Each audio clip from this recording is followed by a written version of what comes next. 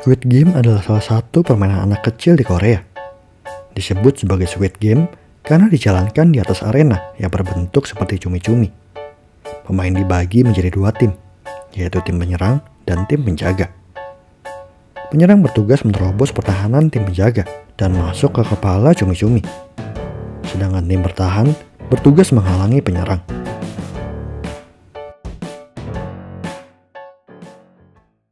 Kisah dimulai ketika Gi-hun merengek kepada ibunya yang sudah tua untuk memberikannya uang. Walaupun sudah dewasa, Gi-hun masih meminta uang kepada ibunya. Karena selain penghasilannya kecil, Gi-hun juga memiliki timbunan hutang yang sangat banyak. Karena ibunya tidak memberikan uang yang banyak, Gi-hun mengambil ATM ibunya dan berusaha mencuri uang dari ibunya sendiri. Namun saat ia sampai di ATM, ia tidak tahu kode sandi dari ATM itu. Gi-hun berencana memasukkan tanggal lahir ibunya sebagai sandi, namun ia tidak ingat kapan ibunya lahir. Saat ia mencoba memasukkan tanggal lahir anaknya, ATM itu terbuka dan Gi-hun mengambil semua uang ibunya.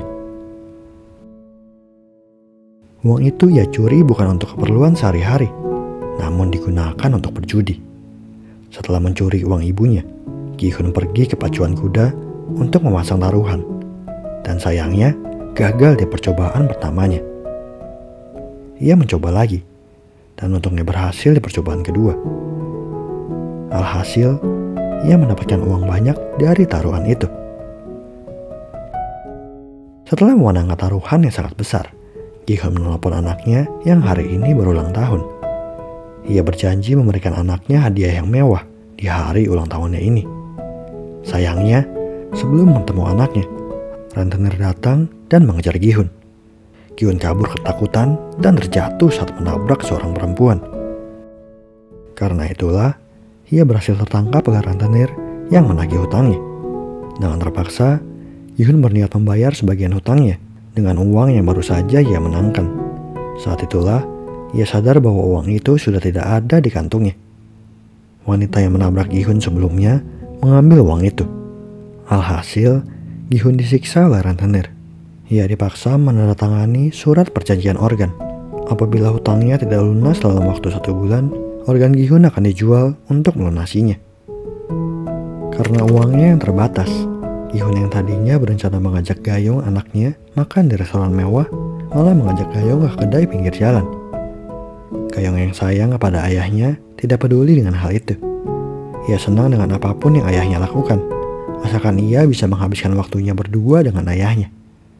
Bahkan ia senang saat ayahnya memberikan hadiah berupa pistol mainan yang kelihatan sangat murah. Setelah selesai makan, Gi-hun mengantar Gayong pulang dengan menggendong Gayong di punggungnya. Saat sampai di rumah mantan istrinya tampak tidak senang saat Gayong berada di sisi Gi-hun. Gi-hun dianggap sebagai orang tua yang tidak bertanggung jawab. Setelah mengantarkan anaknya, Gi-hun pergi ke stasiun untuk pulang. Di sana ia bertemu dengan seorang pria yang berseragam rapi. Pria itu mengajak Gi-hun bermain takji, permainan asal Korea di mana tujuannya adalah membalikkan takji milik lawan dengan menghantam takji lawan dengan takji milik kita. Setiap Gi-hun memenangkan 1 ronde, ia akan diberikan uang sebanyak 100.000 won. Namun apabila ia gagal, Gi-hun akan ditampar oleh pria itu. Tidak melewatkan kesempatan mendapatkan uang, Gi-hun bermain dengan semangat tinggi.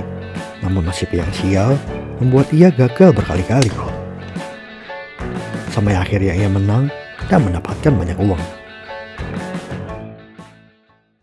Setelah mendapatkan banyak uang, pria itu memberikan kartu nama dengan 3 simbol yang tertera, yaitu segitiga, lingkaran, dan kotak. Bersama dengan kartu nama itu, pria itu mengajak Gi-hun untuk bermain dalam game yang lebih besar, tentunya dengan hadiah uang yang lebih banyak. Gi-hun menolaknya karena menganggap pria itu sebagai penipu. Pria itu pun pergi dari hadapan Gi-hun setelah memberikan kartu tersebut. Gi-hun sangat senang dengan uang yang ia dapatkan. Ia membeli ikan di tempat Ibu Sang-woo yang merupakan temannya di masa kecil.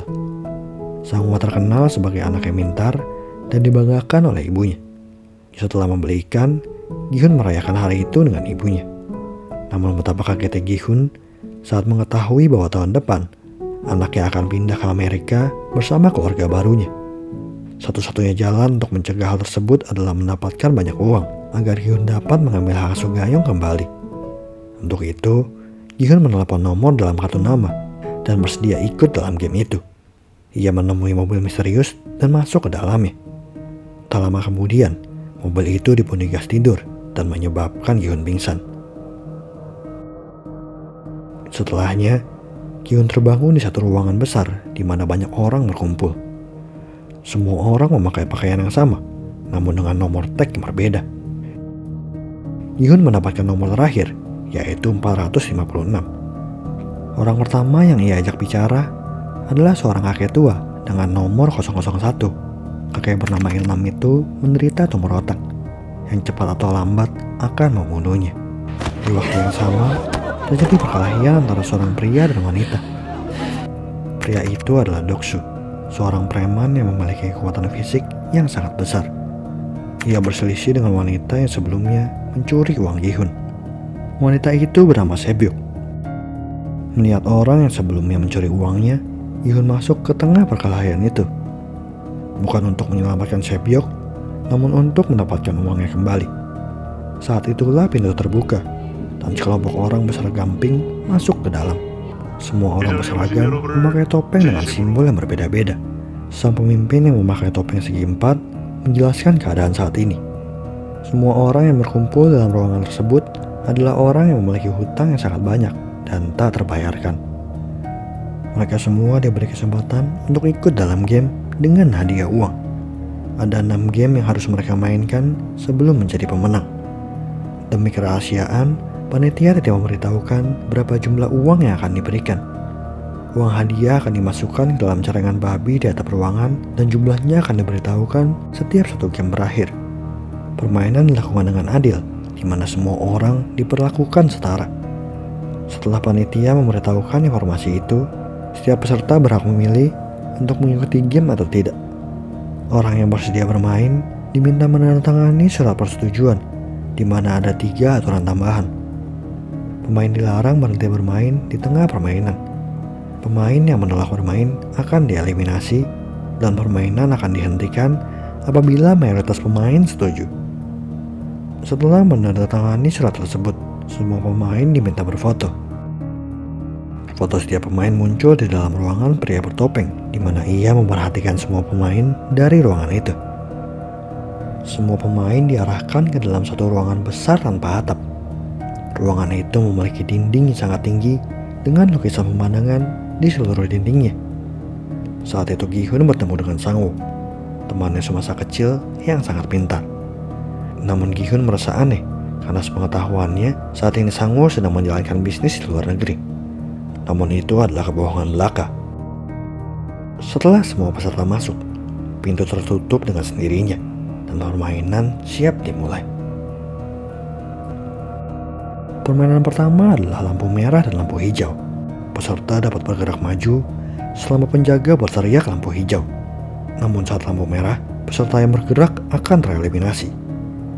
Waktu yang diberikan dalam game ini adalah 5 menit. Permainan pertama pun dimulai. Semua peserta bersemangat untuk bermain. Namun tiba-tiba, semangat itu berubah menjadi rasa takut saat mengetahui orang yang gagal akan dibunuh. Mereka pun kabur ketakutan tanpa memperdulikan game itu. Alhasil, banyak orang yang mati karena terus bergerak.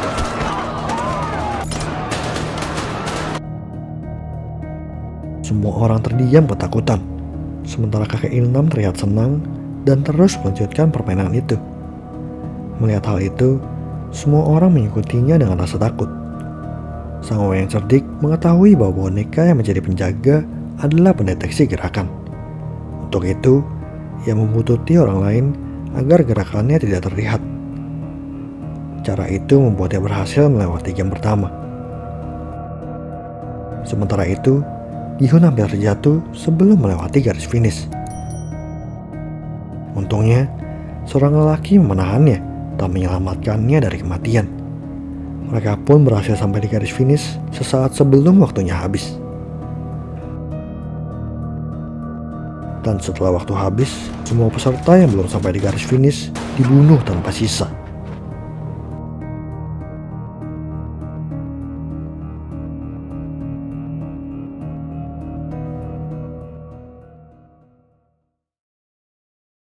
Semua orang yang tewas di permainan pertama dibakar untuk menghilangkan jejak. Sementara itu, peserta yang selamat kembali ke ruangan pertama, tempat mereka tidur sebelumnya. Petugas berseragam pink kembali masuk ke dalam ruangan, namun kini bersama dengan petugas bertopeng segitiga. Sebagian peserta memohon agar bisa dibebaskan. Sebagian lainnya siap untuk menyerang petugas agar bisa dibebaskan dari tempat itu. Namun senjata yang dibawa petugas membuat mereka mengurungkan niatnya. Dengan cerdik, Sango meminta pemungutan suara untuk dilakukan, agar mereka semua dapat keluar dari tempat itu. Karena dalam peraturan, apabila mayoritas pemain setuju untuk menghentikan permainan akan berakhir. Petugas setuju untuk mengadakan pemungutan suara. Namun sebelum itu, petugas memberitahukan uang hadiah dari permainan sebelumnya. Setiap pemain yang tewas berharga 100 juta won. Dan karena ada 255 orang yang tewas, maka uang hadiah saat ini adalah 25,5 miliar won. Apabila mereka berhenti bermain, setiap keluarga pemain yang tewas akan diberikan uang sebesar 100 juta won. Pemain yang masih hidup tidak mendapatkan uang sepeser pun. Apabila salah satu dari mereka memenangkan permainan, orang itu akan mendapatkan 45,6 miliar won, atau setara dengan 546 miliar rupiah. Hadiah itu membuat banyak orang bimbang antara nyawa atau uang. Suara orang yang ingin melanjutkan permainan susul menyusul dengan suara orang yang ingin menghentikannya. Sampai akhirnya, suara seimbang sebelum pemilih terakhir memilih. Pria tua dengan tumor otak di kepalanya menjadi penentu semuanya. Dan akhirnya, ia memilih untuk menyudahi permainan. Permainan pun berakhir. Namun saat mayoritas orang ingin melanjutkan permainan lagi, permainan bisa dilanjutkan kembali. Semua pemain pun keluar dari pulau itu dan kembali ke Seoul. Gi-hun dibebaskan dengan Sabyok, dengan tangan dan kaki yang terikat, serta penutup mata yang menghalangi pandangan mereka. Sabyok meminta Gi-hun untuk membebaskannya, dan setelah dibebaskan, ia pergi karena tidak mau Gi-hun menagih uang yang sebelumnya dicuri dari Gi-hun. Sementara itu, Sango dibebaskan bersama Ali. Melihat Ali tidak memiliki uang sama sekali, Sango memberinya uang untuk ongkos kembali ke rumah. Hal itu membuat Ali berhutang budi pada Sango. Keesokan harinya, Gi-hun melaporkan kejadian di hari sebelumnya kepada polisi. Tentu saja polisi tidak mempercayai Gi-hun yang tidak memiliki bukti. Satu-satunya hal yang didapatkan Gi-hun dari tempat itu hanyalah kartu nama yang sekarang ia tinggalkan di kantor polisi. Dengan putus asa, Gi-hun kembali ke rumahnya dan mencari ibunya. Namun ibunya tidak ada di rumah. Ia pun pergi ke pasar dan bertemu dengan Sango yang tengah mengawasi ibunya dari jauh. Ternyata selama ini, Sango terlilit hutang karena investasinya yang gagal. Semua harta termasuk toko ibunya menjadi jaminan untuk melunasi hutang itu. Sango merasa sangat bersalah karena itu. Saat sedang berbincang, Gi-hun mendapat kabar buruk. Ia ditelepon oleh rumah sakit. Ternyata selama ini, ibunya mengidap diabetes dan harus diamputasi apabila tidak segera dioperasi.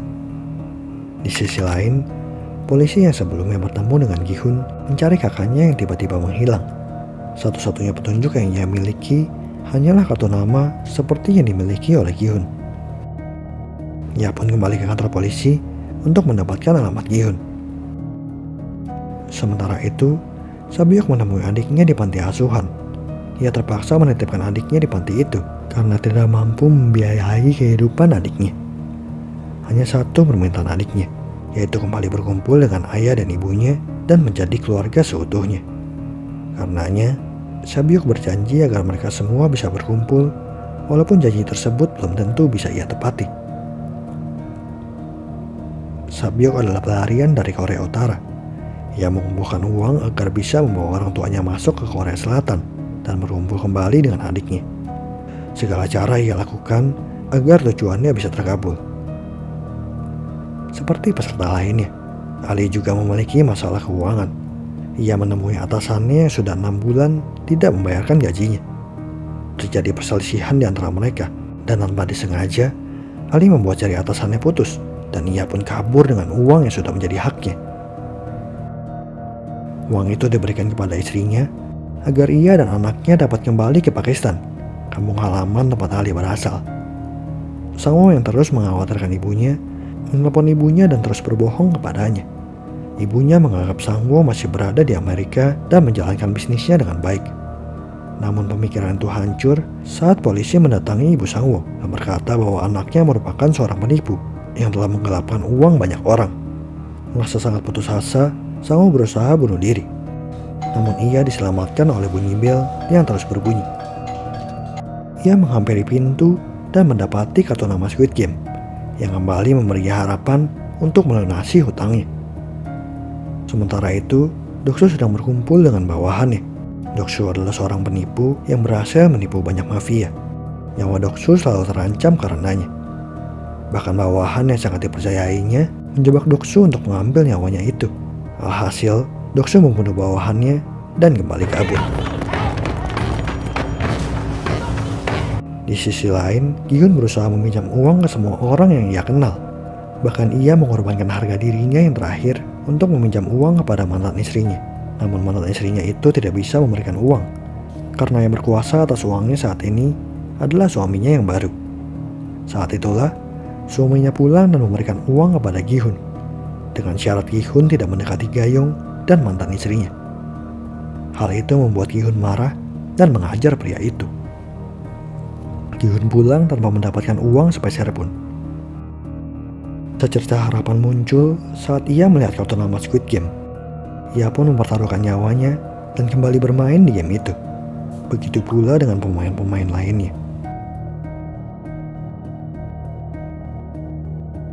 Tanpa disadari, diam-diam Junho membututi mobil Gi-hun yang menuju area permainan.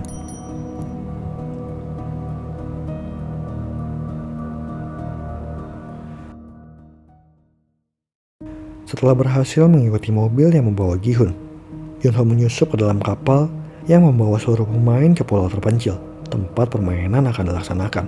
Setelah semua mobil memasuki kapal itu, semua petugas memindai chip yang sudah ditanamkan ke tubuh pemain. Dengan itu, panitia mengidentifikasi pemain dengan mudah. Junho berpura-pura sebagai salah satu pemain. Namun karena ia tidak memiliki chip dalam tubuhnya, petugas pun curiga. Karenanya, Junho membunuh petugas itu dan menggunakan seragamnya untuk menyamar. Beberapa saat kemudian, semua pemain sampai di arena istirahat. Dari 201 pemain yang sebelumnya tersisa, 187 orang kembali untuk mendapatkan uang hadiah. Untuk meningkatkan peluang menang, setiap orang bergabung dengan tim masing-masing. Begitu pula dengan Gi-hun yang bergabung dengan Sangwo, Ali, dan kakek Ilnam. Junho yang menyamar terus mengumpulkan informasi. Ada 3 peraturan yang harus ditaati oleh panitia. Panitia dilarang membuka topeng di luar kamar, dilarang berbicara tanpa izin, dan dilarang meninggalkan ruangan tanpa izin. Di malam hari saat semua pemain sudah tidur, wanita 212 membuat keributan. Ia mengancam akan kencing di ruangan itu apabila tidak diizinkan pergi. Karenanya, panitia mengizinkan wanita itu untuk pergi ke toilet. Saat itulah tiba-tiba Sabik muncul dan meminta hal yang sama dengan wanita itu. Mereka pun pergi ke toilet bersama. Tujuan Sabik bukanlah ke toilet, namun ia ingin menyelinap ke dalam ventilasi untuk mencari informasi tentang permainan selanjutnya. Namun satu-satunya hal yang ia dapatkan hanyalah panitia yang sedang memasak sesuatu dengan gula yang sangat banyak. Ia tidak bisa mendapatkan informasi lebih karena waktunya tidak banyak. Keesokan harinya, peserta kembali diberikan makan siang. Salah satu peserta mendapatkan secari kertas dari panitia yang berisi bocoran permainan selanjutnya. Di sisi lain, Sangwo yang mendengar percakapan Sebyuk dan wanita 212 meminta informasi tentang apa yang diketahuinya. Sebagai gantinya, Sangwo akan menebak permainan selanjutnya dan memberitahukannya kepada Sebyuk. Beberapa saat kemudian, semua pemain diminta pergi ke arena permainan berikutnya. Pemain diminta memilih salah satu dari keempat simbol, antara segitiga, bintang, lingkaran, dan payung. Melihat hal itu, Sang Wo langsung mengetahui permainan apa yang akan mereka mainkan selanjutnya. Namun dengan licik, ia tidak memberitahukan informasi tersebut kepada siapapun, termasuk Gi-hun dan teman satu timnya yang lain. Ia malah meminta setiap orang di timnya untuk memilih bentuk yang berbeda. Sang Wo memilih bentuk yang paling mudah, yaitu segitiga. Ali memilih lingkaran, kakek Ilham memilih bintang, dan Gi-hun memilih payung. Se-byuk yang memiliki insting yang sangat tajam mengikuti pilihan Sang Wo karena ia yakin Sang Wo sudah mengetahui permainan apa selanjutnya. Setelah semua pemain memilih, setiap pemain diberikan wadah berbentuk bulat berisi permen yang sudah dicetak dengan bentuk masing-masing. Para pemain juga diberi sebuah jarum. Tugas mereka adalah memotong permen sesuai dengan bentuk yang mereka pilih. Apabila gagal, mereka akan tereliminasi. Sang Wo dan Se-byuk yang memilih bentuk segitiga lolos dengan mudah. Begitu pula dengan Ali yang memilih lingkaran.